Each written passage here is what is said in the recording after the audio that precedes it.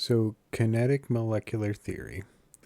In this theory, gases are composed of molecules that are in continuous motion, traveling in straight lines and changing direction only when they collide with other molecules or the walls of a container. The molecules composing the gas are negligibly small compared to the distances between them. The pressure exerted by a gas in a container results from collisions between the gas molecules in the container walls. Gas molecules exert no attractive or repulsive forces on each other or the container walls. Therefore, their collisions are elastic. They do not involve the loss of energy. The average kinetic energy of the gas molecules is proportional to the temperature in Kelvin. So, this theory goes a little bit further to explain what we saw with the ideal gas law, but you notice that we're still only allowing for straight lines that do not change, so they can't have any curved trajectories. The molecules have to be relatively small, so we still need a dilute gas solution with higher temperatures and lower pressures.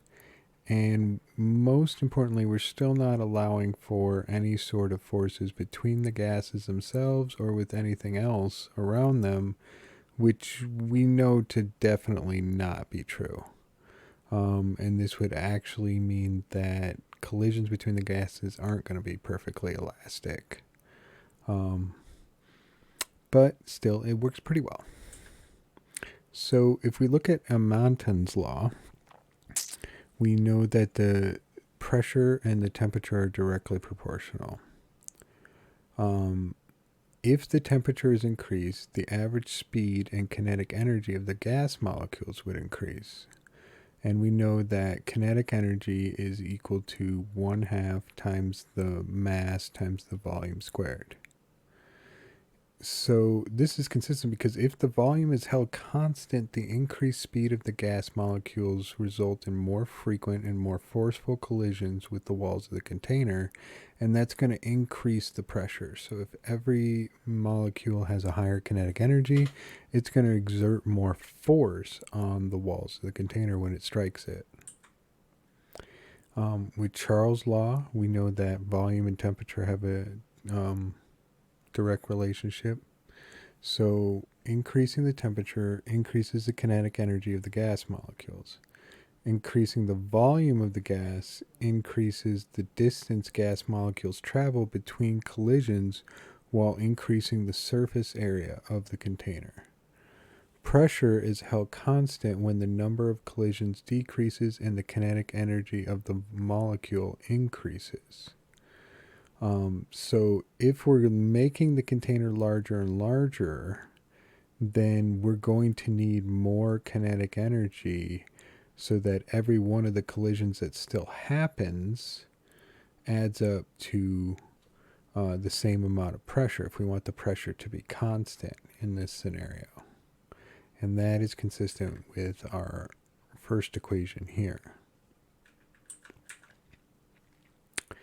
So Boyle's law, we know that pressure and volume have an indirect relationship. So in this scenario, when the volume of gas increases, the collisions with the container decrease. This leads to a lower pressure. When the volume of the gas decreases, the collisions with the container increases, and this leads to a higher pressure, which is pretty self-explanatory that those two would be opposed to one another in this scenario. Avogadro's law. So we know that there is a direct relationship between volume and the number of moles. So when more molecules are added, the container volume must increase in order to maintain the same number of collisions with the container. More molecules, they're going to have more collisions. We're going to need to spread that over a larger surface area on the inside in order to maintain the same average number of collisions per unit of the container's surface area.